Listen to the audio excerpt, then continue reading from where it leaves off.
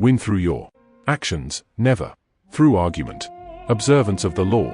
In 1502, in Florence, Italy, an enormous block of marble stood in the works department of the Church of Santa Maria del Fiore.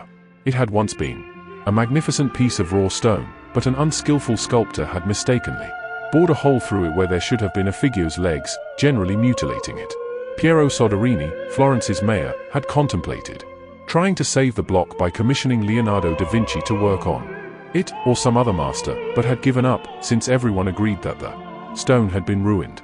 So, despite the money that had been wasted on it, it gathered dust in the dark halls of the church.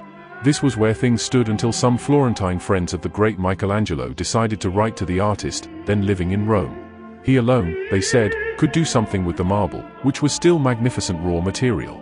Michelangelo traveled to Florence, examined the stone, and came to the conclusion that he could in fact carve a fine figure from it, by adapting the pose to the way the rock had been mutilated. Soderini argued that this was a waste of time, nobody could salvage such a disaster, but he finally agreed to let the artist work on it. Michelangelo decided he would depict a young David, sling in hand. Weeks later, as Michelangelo was putting the final touches on the statue, Soderini entered the studio. Fancying himself a bit of a connoisseur, he studied the huge work, and told Michelangelo that while he thought it was magnificent, the nose, he judged, was too big. Michelangelo realized that Soderini was standing in two places right under the giant figure and did not have the proper perspective. Without a word, he gestured for Soderini to follow him up the scaffolding.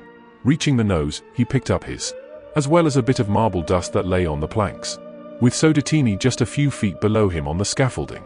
Michelangelo started to tap lightly with the chisel, letting the bits of dust he had gathered in his hand to fall little by little. He actually did nothing to change the nose, but gave every appearance of working on it.